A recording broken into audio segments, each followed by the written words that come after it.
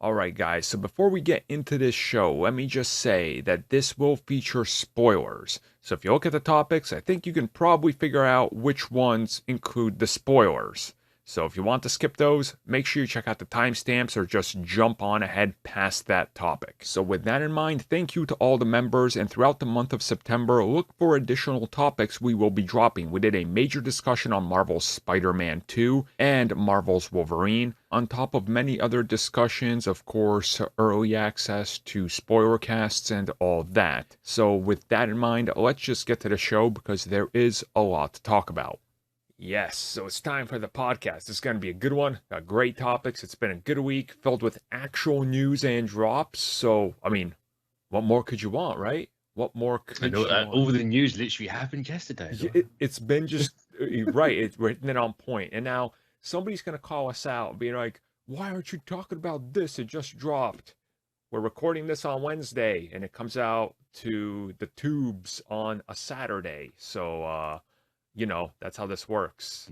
So let that kind of gestate there. Just understand timing. So with that in mind, as always, I am your host, Armin, and I'm here to steer this sinking ship of segues over to introducing Mitch. Is that a segue? Does that count as a segue? I mean, I stumbled my way through it, so it's something. It is definitely something. You can follow me on Twitter at Mitch692. And as always, we are joined by the not sinking Titanic because he did not get a Series X. We got Tristan. Yes, I am tired. It's early in the morning, but you can catch me at SJChance on Twitter. Perfect. Where if you guys go follow them, they're giving out their thoughts and what they think about the things on the internet, as one does on the Twitters. And apparently we're not as positive as we should be, so yeah. That comment made me laugh. I'm like, I'm sorry, I guess. Like, I'm sorry I don't fake having just positive thoughts on literally everything that exists. I was gonna say, I'm really sorry. Look, if I'm not positive about something, I'm gonna let you know. What? I just sat there. I was like, what was I not positive about? Like literally in the last episode, and I couldn't even remember. Not that I remember the damn thing I say on these things. I was gonna say I don't even remember. That's my favorite thing when I'm at like a comic convention or someone or like a fan finds me. They're like, I remember when you said this. I'm like, no, but maybe I did. Thanks. No, like the only thing I can think of is the Daredevil and Spider-Man. That's the only thing. But even that, it's just like it wasn't a negative opinion. It's like me saying it's not gonna happen or I doubt it's gonna happen isn't me being negative about it. It's like I don't think it's gonna happen. You gotta have the power of belief, Mitch. We gotta. I believe it's not gonna happen. No, that's the opposite. It's gotta be more positive. But I do believe. I just believe the opposite of what you believe. Positively believe it won't happen, and then it won't. I do positively believe it won't happen. There we go.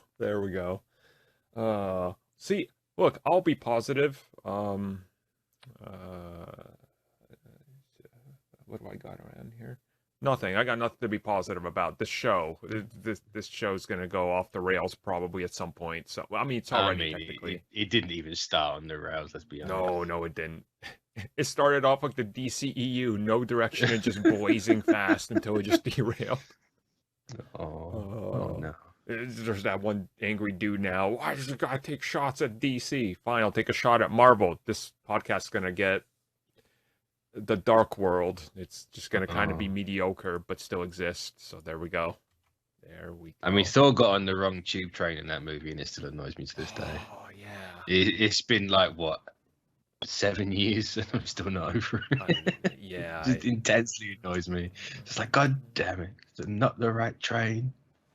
Well, I suppose, like the comedic relief of Guardians 2, we're just gonna continuously bounce on through these topics and terrible segues, and oh great, so this is gonna be trash then. Yeah. It's just we're not gonna explain anything. We're just gonna happen. So let's just happen on over into our man. The Hawkeye trailer drops, which we kind of expected it was going to, because we heard it's like, yeah, it's probably gonna drop on Monday-ish, which it did, and now people have gotten the time to sort of, like absorb the greatness of the trailer or not the greatness of the trailer, depending on who you talk to. And I know we were kind of in the middle on this trailer. It's kind of like it's a trailer. They're definitely keeping things back, so it shows a lot of good things. Yeah, you know, the tone's good, the dynamic between the two of them is great. It's just a very, I don't know. I felt like it was missing something. I didn't feel like it came out swinging, and it's just kind of like, okay, but that's just me. So I don't know if this is a positive or a negative because I didn't get the sense from my friend, but he like texted me after it, and he was like, "This feels like a Marvel TV show," and I think he was referencing like the Netflix Daredevil Punisher style, and I was like, kind of, yeah, because he knows the difference between like the Marvel Studios and Marvel TV, so I wasn't going to ask him to explain. I was like, I kind of see what you're saying, and if you look at this trailer, visually, it feels like if they were just like, oh yeah, this is set in the Daredevil world and whatever, you know, it's like a direct sequel. I could be like, it looks like it has the tone. It's not, like, do you get what I'm saying? It doesn't have like that MCU. Like, personally, no, I can't get past the fact that Hawkeye was like lighthearted and cheery, and then it's like comparing it to Netflix stuff. It's like exact opposite. I don't know, just something about the visuals to me. Maybe it's because it's back in that New York and it's the colors of New York. It could be the New York setting. And like the poster to me, when I saw it, the way the like buildings were lit, it reminded me of the Netflix posters, the way they would like put the color splashes on it with the, you know, character's name. It just subliminally, I kind of connected it to. I was like, I kind of see why I think what my friend's going for here. That poster's a cover, isn't it? Yeah, it's a cover swipe. Yeah. I can't remember which. I probably went to bloody Fraction comics because of course the trailer was just like, hey, have you read the Fraction run? No, well, this is the Fraction run. I hope he got his $4,000 royalty or whatever they're gonna pay him. Well,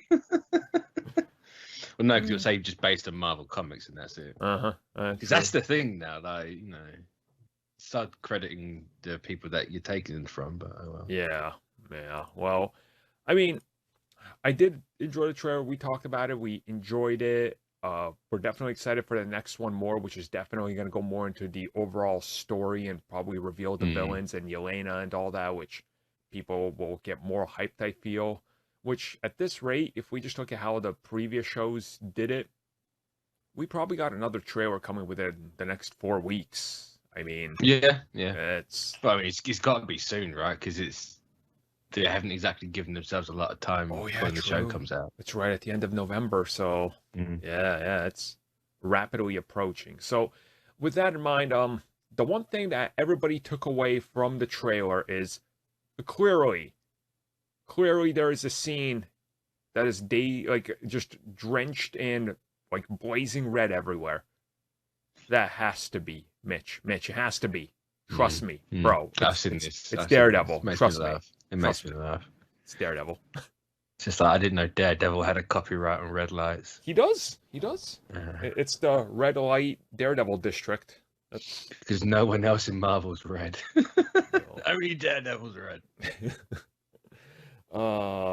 So, I mean, look, I really want this to be it. I want Kingpin to be in it. Out of all those things, I could see, honestly, D'Onofrio being the one, because this series did shoot once all the contracts were officially back, and they even started, like, writing the show right as that was happening. So, I mean, this could theoretically happen, but... I mean, theoretically, it could happen. Theoretically, you could also give me a golden toilet. It's not gonna. Yeah, my assumption is still you save these characters for Echo to make people like just run to that show with anticipation, being like, "Oh, look!" Because that's the thing, right? If they're in it, you're gonna show them off. Yeah. If Kingpin's a villain in this thing, you have him in the trailer, right? I don't get why you'd ever hide that. Why would they hide it? Unless they're doing the whole thing like every Marvel Studio show has done so far. Although Falcon and Winter Soldier kind of, but John Walker wasn't really the main villain.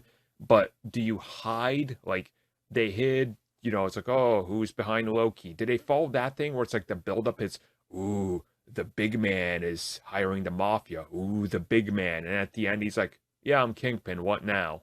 Oh, okay. Like, did they do the hide it tactic? But my problem I mean, they could, but my whole thing is this teaser or trailer, whatever they called it, is it literally says the past is catching up to Clint. Mm-hmm. So it's clearly all based around his time as Ronin. Yep. And that's how Echo ties into it. It's Yeah. like, well, how would Kingpin tie into it? Because let's say, hypothetically, all the Netflix shows are canon, or at least just Daredevil's canon. Kingpin would have been in jail at that point. Yeah. Yeah. So how does that work? In my head, it doesn't. Yeah, because they take it from the Matt Faction run where I think from Volume 1, Hawkeye was doing missions for Shield because of some stuff back in the day. So I don't know how they're gonna do that. How they're gonna get Kingpin in when they're mixing in his time as Ronin as the linchpin in this iteration. Yeah. I mean, the only thing I could see, and this would be kind of insane if they pulled this one out, they're like, what if when, everything happens, Kingpin's like, hey, look, if you guys put me out there on the street, I have connections. I can help rule New York. And then they can kind of cheese that into the story, and then maybe Ronin had a run-in with him. It could work. But again, the amount of people that if he shows up at the end of what's supposed to be the 4th or 5th episode, if he's revealed at the end, because that's what all the rumors and insiders have been saying, if they're suddenly revealing Clint walks, goes into a building, takes the elevator up, comes out, and there's a dude staring at a painting, and he turns around and he goes, when I was a boy. Yeah, when I was a boy, and, what's Clint going to do? And what's the average person going to do? Because, I mean, I'm sorry, but the numbers, they're not a lie. But despite Daredevil being the most popular TV series from Marvel TV, Agents of S.H.I.E.L.D. still had more views in the overall breakdown of how many people watched all of Marvel TV.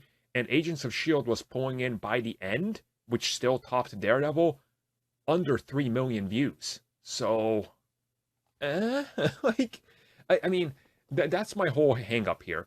Who would the Kingpin gratuitous cameo be for? Or Daredevil, even. Unless you need to completely reboot them and you want to do it a smart way where Echo, in my opinion, would be smarter. It's the same thing with Spider-Man. Why would you drop Daredevil in there if nobody knows who he is yet? It's weird to me. I don't know. Oh, no, we're being negative. No, it's going to happen. It's going to happen. It's going to be the greatest thing ever. I was going to say, people know who this version of Daredevil is. No. I don't know. That show was too big. It was literally everywhere when it came out for people not to know. Yeah, it was big, and then as we saw, subsequent seasons maintained popularity, but it was so buried in that 3rd season where it didn't even show up on people's feeds. They actively had to find it. Like, you had to search Daredevil to see it. It was such a weird burial of the character. I've had that with so many Netflix shows. Oh, same. It's just like, it's supposed to be out. Why is it not at the top? And it's like, I actually have to search for the things. So. Weird. Look, but no, I just like how this is all coming about because of a red light. Red light, yes. And also, how can I forget? Vincent D'Onofrio dared tweet 10 minutes after the trailer dropped. So therefore, he has to be in this. Well, didn't you know tweets are the go-to evidence, Mitch? Oh, true. Twitter detectives. Yes. If you actually follow the trail, and trust me, I've done this detective work myself, Vincent D'Onofrio, where he tweeted it from, if you take those coordinates and you type them into Google, and then you translate them into Korean and back into English, the alphabetical letters that line up with the numeric Cyrillic alphabet will spell out DD in MCU. Now, that can only stand for Daredevil and Marvel's Hawkeye. I don't know about you, but it's there. So go figure it out, people. I mean, that's hard to argue with. It is. It's evidence.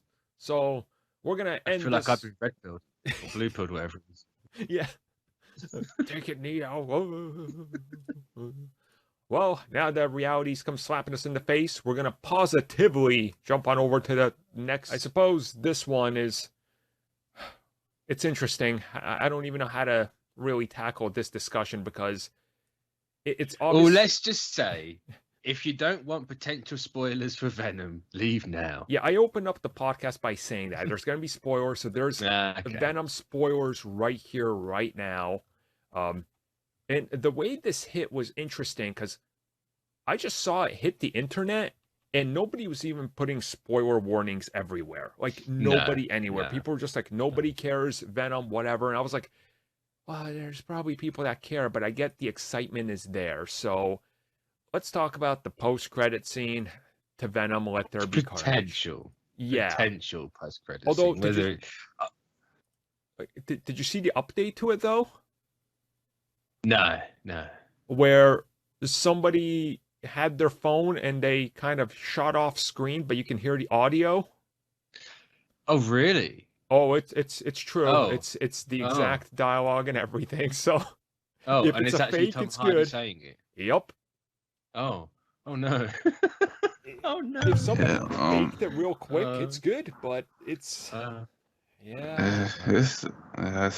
read it and I hate it. I expected it, but I think, and this all but confirms that the last film on Holland's contract is going to be Venom 3, which is going to be part of everything.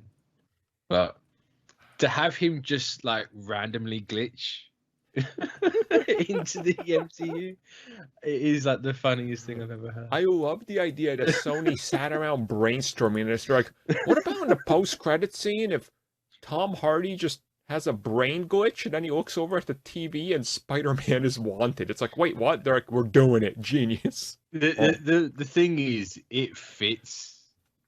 It works. It does. It's dumb. It's lazy. But with the multiverse being what it is right now, it's like I can't argue with it because it just works. It's like, so you're telling me that Tom Hardy had a seizure and then Tom Holland appears? I think he just blinks. Yeah. And then he's watching the TV, right? And and then obviously everything glitches out, and then there's just Tom Holland's face or something, and he's like, "I hate that guy."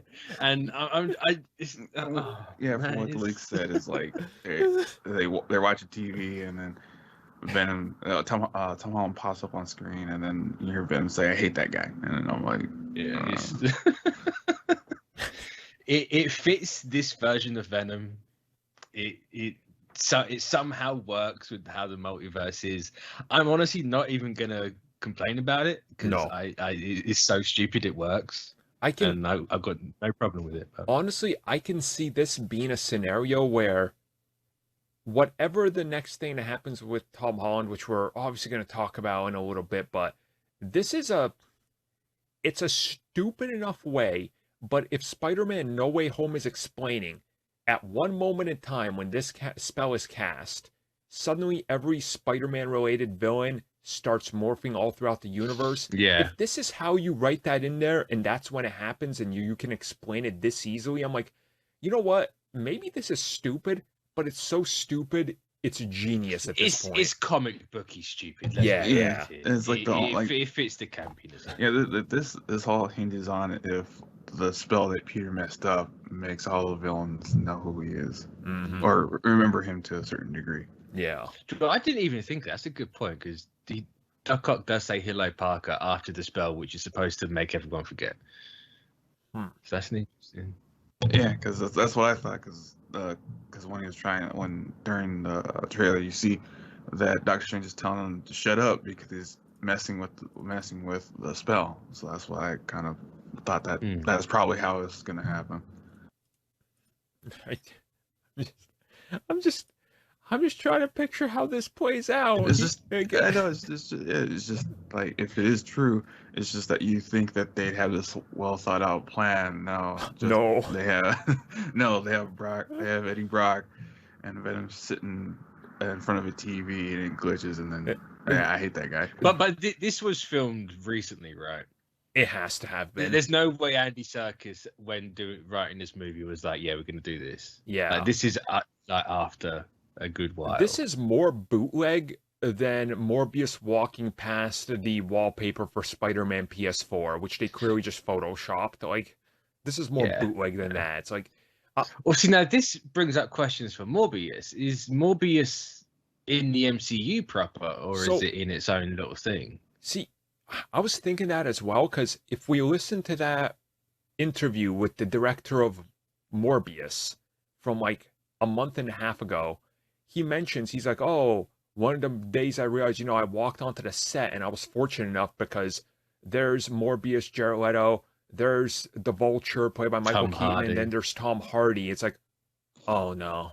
Oh, like this is. I forgot about that. Just watch. We're gonna watch Morbius, and it's the same thing. The post-credit scene is he blinks, and he suddenly. Just watch the scene. It's gonna be him walking, and he like blinks, and it changes to Tom Holland. He's like, "Oh, okay, sure." I'd rather not have Jared Leto in anything. No. Get that guy. Tom Hardy, I'm fine with that. Was his movie, the first Venom, great? No. Can he do a decent Venom in Eddie Brock? Yeah, sure. Is the 90 minutes of the second film gonna make up for it? I have my doubts, but I hope so. I hope at least it's not gonna drag. At least they haven't got time to, have a person take 6 months to fly a plane. I was gonna say every single report is like, boy, this movie starts and ends, and you don't even understand. It's like, oh, good, so it's rapid fire. Okay, I'll take it. Oh man. When is this supposed to come out? I forget. This is coming in like 2 weeks. Cause really? Is it that close? They moved us to October 1st, so the 30th. October 1st, yeah. Yeah, they moved it back 2 weeks because Shang-Chi didn't flop. So. At least they were honest about that. I said, "Oh yeah, Shang-Chi did good. We're moving, coming back, boys." But no, it's I'm in such a place of numbness. Yeah, with the Sony movies that actually, but Morbius, the one thing I know is that it's like a lump on your back. But like, as dumb as this is, I can't. It's just like, fine, whatever. It was gonna happen after the whole like redoing the deal. It was always gonna happen. Yeah, 100%. We were saying that since then. Sony brought what they wanted, and Kevin Feige bent over backwards, Neo style. I was like, fine, I'll break my back to carry you guys along with me. Also, if anyone's still worried about Sony taking Spider-Man back, they're not. Nope. I told you. I said it when they re-upped the deal. They're working closer than ever, and guess what? They, instead of taking Spider-Man out, they put Venom in. So there you go. I'd like to imagine that the final screening of this that Kevin Feige attended after watching the film and seeing that scene, they're all just standing around in the kitchen, and Feige's like, "You might have gone a little too far in a few places," and Serkis is just sitting there. "Well, it's stylistically made this way. We can't go back now." But it rhymes. I guess he's just gonna blink, and I guess I'll take care of Tom Hardy now. It's fine. Oh, what a time to be alive! What a world! What a world! But we'll talk more about Venom and Spider-Man. Let's talk about the future of the DCEU, or as we're gonna call it now, just the Batman gets tripled down on at this point. Like, look, the future of DC is quite clearly Batman, right? Like, there's, Robert Pattinson gets that huge deal.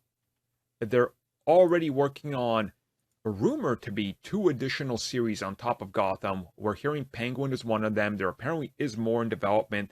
The Cat rumors. One's clearly Catwoman. Yeah, that was rumored, and there seems to be even more happening that we don't know about. So, by all accounts, the future of the DC extended universe might as well just be the Batman universe, because I think once this film hits, shock horror. Yeah. Once this film hits, it's gonna be huge.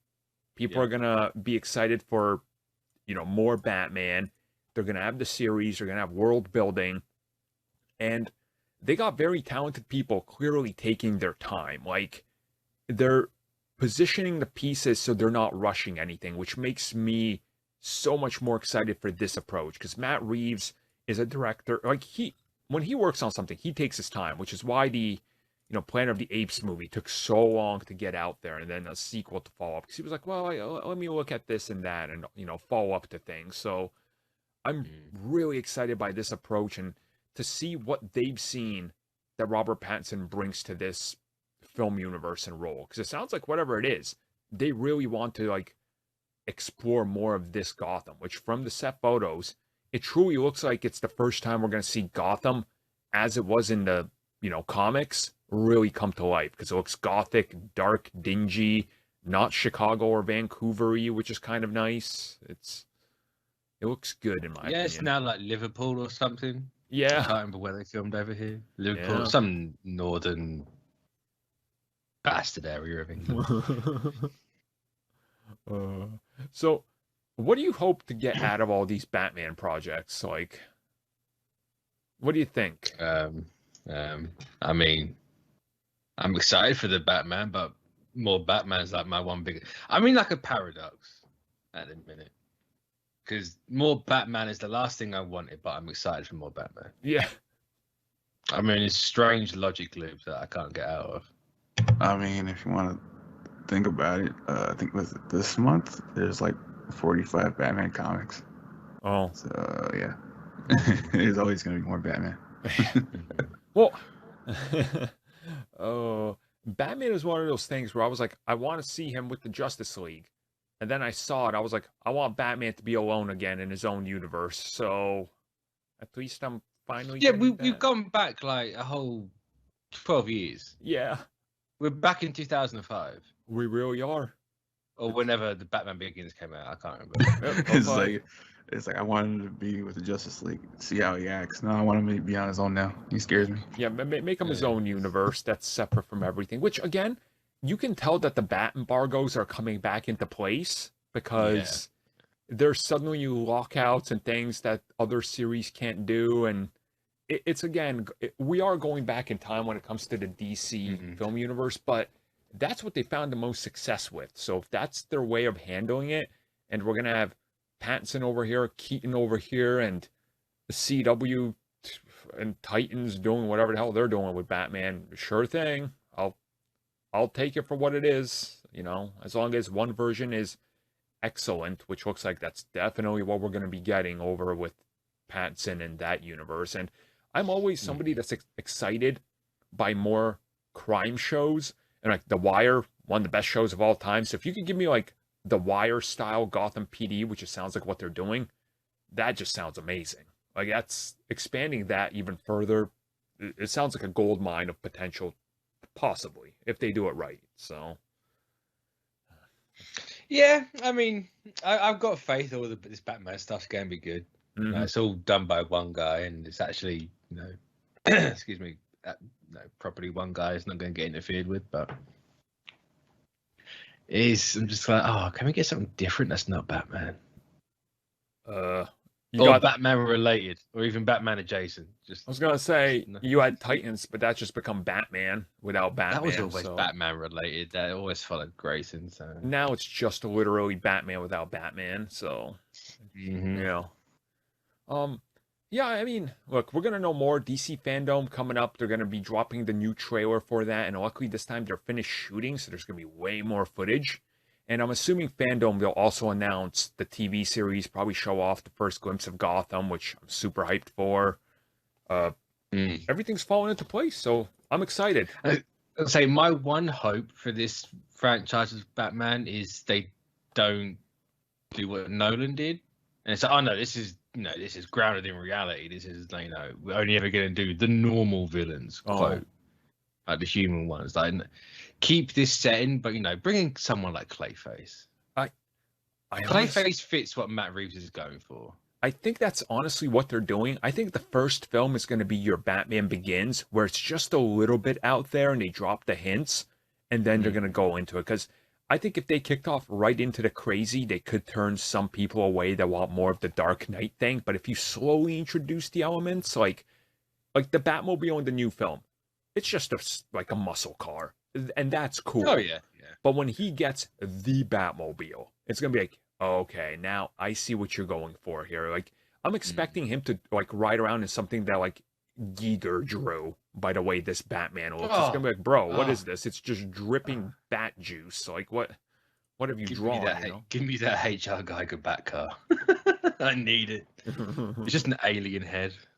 I mean, he did do designs for the Batman '89 version, and it was certainly a version of the Batmobile that never would have worked. I assume it's just a giant phallic car. It just looked like crab pinchers. I don't even know how to describe it. It was. If you look at it, you're like, oh, that's Giger. Yeah, that's what he does. I never realized R.I.P. H.I. Gaga. I never realized that like Batman had a bunch of penis-shaped cars. Well, I mean, masculinity, man. That's what it's about. Small peen. Well, with that out of the way, I guess we're going to get on to our last topic. I suppose once people were watching Venom Let There Be Carnage and Andy Serkis took it to the stage to say, hey guys, just wait. Spider-Man and Venom are going to face off next. People should have probably taken that as a hint of, wait, why are they confirming this right before Venom starts? Well, we kind of now know why, and we know it's now been confirmed. Spider-Man, Venom, they're going to cross over. He did also say that they want to incorporate other villains as well. It's not just a straight jump to these two fighting, which to me sounds like, it's just what I gather from this. They fight each other first, bigger threat shows up, they team up, and Venom isn't the bad guy, he's just an vigilante type. Like, that's kind of what I get from this. Well, here's the question. Do they ever give him the suit? Oh, of course you do. I mean, what? Why would you do this crossover if you didn't? Could you imagine that? We're doing this, but we're not giving him the suit. Oh, that'd be something. I think they're gonna play, if it does happen. I think they're gonna play off that one panel from Spider-Man in the comics where it's Eddie, Brock, and Peter talking to each other on the beach, and there's a fisherman in the water. He's asking them, "Can you guys hear yourselves talking?" Because it's a whole bunch of innuendos. Like if you didn't see what was going on, it could be think about it being something else.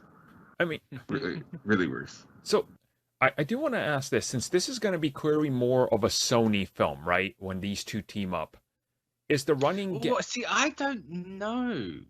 I don't know.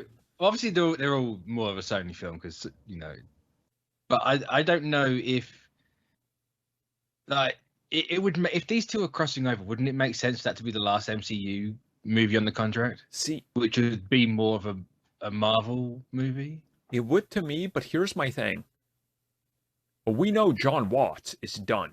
He's doing Fantastic Four next. So, are you bringing Andy Serkis to direct an MCU Spider-Man versus Venom film? And Sony has a say in it? Like, that's the weird hang-up for me. Like, how do you handle this? But is John Watts done? I mean, if he's not, then Fantastic Four's coming out like, what, 2026 at this rate? Well, we don't know when this crossover movie is. Yeah, true. I mean, he could do them back-to-back and start shooting as early as next year if they wanted to, but my God, that man's going to look 90 years old by the time he's done shooting Fantastic Four. He's just rapid aging at that point. Or maybe this is what the Russo brothers were in talks to. Oh, that would be interesting. All right. Well, no, I just was gonna say I found the panel. It goes, you want to be a part of me? Well, go ahead. I want you to come and get me. And he goes, and then you get Eddie Brock just saying, "No, I'm gonna pound you so hard for this, Spider-Man." That sounds like exact Sony dialogue they will put in the film. Yeah, that's too perfect. Yeah, then we have the fisherman saying, "Can you guys hear yourselves right now?" That's amazing. Oh, so okay. How about if we look at it from this angle? If they want to make all this work, right, and continue the relationship, Marvel Studios will let them play in some playground. They'll toss in an MCU character in there. They'll do something. I mean, did they ever use another MCU character? Because I thought they got to use at least one other character. I mean, well, that it was for the Spider-Man movies, wasn't it? So you had Iron Man in the first one, then you had Nick Fury in the second, now you got Doctor Strange in the third. yeah. So, I kind of assumed that they'd probably use another MCU character for the Venom films, but I guess not. I mean, they probably will, to be honest. Yeah. There's got to be someone. Someone somehow will make that work. Probably going Michael Keaton again. That would kind of make sense. He's kind of the bridge between everything, I guess. Yeah. Just give Keaton that bag and... Because again, Morbius is connected to this. Kraven at this point is going to be connected. So would it kind of be interesting if Kraven's Donuts exist in the MCU? Or Kraven's Bakery, whatever it was. Man, what if it was Bakery. Yeah. What if their plan is to synergize Spider-Man 2 in 2023 with Kraven's film coming out, and then later on that year, it's Venom and Spider-Man teaming up versus Kraven in a film? And possibly line that up with the game, dude. The sales for both would be astronomical. Explains why they want to do Kraven's Last Hunt as a first movie. Yeah, it does. Man, they have both him going up to both Venom and Spider-Man. This could actually work. I mean, I don't hold my breath that Sony's smart enough to figure it out themselves, but there's something to it that they could legitimately make work, which is kind of scary that maybe they're forward thinking in that way, which... Well, no, it'd be Feige, like, just trying to steer shit down a hill. Yeah. So we got this here. What is this? Oh, that's Uncle Abby's doodles. Have you ever seen Wallace and Gromit the Wrong Trousers? Yeah, I think so, but I've seen a lot of those. There's a scene where Gromit's on a train set, right? And he's chasing after the penguin, who's on the front of the train, and the train separates. So it ends up with Gromit just having to lay down tracks really quick in front of it, and he's like swerving all in and out of everything. Yep, I've seen that. That's Feige controlling the Sony movies. It's just this frantic, crazy thing going on, and there's just Feige laying the tracks down. He ends up getting it right in the end. It doesn't sit the landing, but it all works out in the end. That's all I got in my head of how this works. It's kind of correct though from everything we're seeing, because everything in bringing Venom and Spider-Man together has come together as a result of we are rushing this to make deals possible. Just like Spider-Man getting added to Civil War, that was one of the last minute additions because Sony agreed. And they're like, okay, change this part. This is where we're adding him. So, I mean, at least it's gonna be with the better character that Sony's using right now, and it's not going to be Morbius. Just wait. I know they've only done the one movie. This is the better one. Well, it's the only one, but yeah.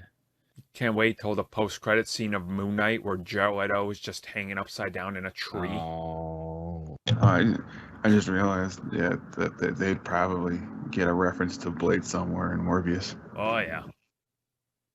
Yeah, more than likely, yeah. No. For once, it's going to turn out that Tyrese Gibson was right when he was screaming, "We're part of the MCU. We exist with the Avengers." Shut up, Tyrese. Get it? You're excited. Guess he was probably right at this point. Oh God, they were all right all along. We've known for years.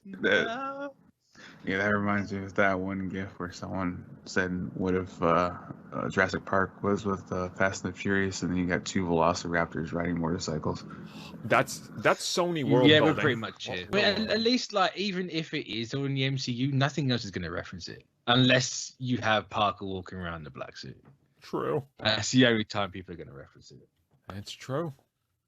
Well, but at least then I suppose Venom will get the spider and it will look a lot better with it, hopefully. Hopefully, yeah. Or they'll go the other route with it, where you just see the spider and goes, "I can make it look better." I mean, even then, at least he has it. Yeah, at least there's something to separate that muckiness on his chest. It's kind of ugly. Or they go the other way. Twinsies. Yeah. And at the end of the day, it's probably more accurate than the Raimi movies. Oh. Because Venom wasn't from a meteorite; it came from Secret Wars. Yeah. It came from a complete different, complete different reality. So yeah, I know that from what I remember, I think they just took that from the '94 animated series because that's how the symbiote came. Mm. So it's just kind of like, at least there's that. Yeah, Somehow, that's like the only thing. Some weird roundabout way, they actually managed to do the good thing. Well, I suppose with that, that'll end that topic of discussion. When we know more soon, when we all see Venom, we'll talk more about the fallout of whatever happens in that film and Carnage and whatever they plan to do and whatever they say in interviews afterwards, because you got to know there's going to be pretty big interviews hitting right after that film comes out. Right. Here's my tinfoil Alex Jones moment. Oh, boy. That credit scene was fake. Uh-huh. Like, it's a legit thing they filmed and they made, but not a single person has spoiled anything from the movie itself. It's all about that credit scene. And that's what it is. It's false hype. Yeah. They've just put it in there to get people to not talk about the movie itself. I mean, why? Probably, there's no doubt going to be nothing in this movie because it's a Venom movie with Carnage in it. You all know what's going to happen, but it exists purely to not get the movie spoiled. And people are running around and claiming exclusives on something that was never actually going to be in the movie. I can't remember. There was something, a movie that did include a fake scene. I can't remember what it was. It was from years ago, and people were talking about it, and it was like, oh, all right. And yeah, so it's interesting, I guess. I don't know. Well, we'll see. It's so close and around the corner that not even people in the industry knew that this screening was happening until people were like, hey, I'm seeing Venom. And they were like, wait, what? They're showing Venom to people? It was a fan screening, wasn't it? Yeah. Or something. Yeah. I'd never heard of it, and I was just like, okay. Not that I'd have got anyway, but... We'll show it to them, and then, by the sounds of it, you want to know what's worrying about this one? The review embargo apparently hits at 12 on the 30th, meaning that the film will already be out in Europe and Australia. Oh, cool. I love an embargo that's literally the day of release in the United States. Yeah, so always that can always go either way. Yeah, it can. Always goes either way. And you can always tell why it goes either way. Which way it's going to go. This one, because it's trash. Something like Endgame, because they're trying to hide something. Yeah. Always how it works. Endgame was we know why this is happening. I still remember all the pieces being like, we're worried. They're hiding that the movie's bad. It's like, no, they don't want anybody, including critics, to talk about this thing. Yeah. Like... It's like, oh, why is it always that way for this and not the other one? It's like, because you can just look at the trailer and see. Yeah. They didn't even tell you the name of what Endgame was. Yeah. Until later on. They're obviously hiding something. Quite amazing. So... Even though that whole movie leaked like a year before it came out, that's the point. Yeah, it did. Yes, it did. Well, thank you, everybody, for joining us for another podcast. Hopefully you guys enjoyed it. Quite a lot of... good topics, positive topics, might I add, to talk about here. Everything's positive. Everything's going to be good. This podcast, positive. Yeah. I'm trying to deliver positivity to the people in the comments. And positively positive, this is going to end right now.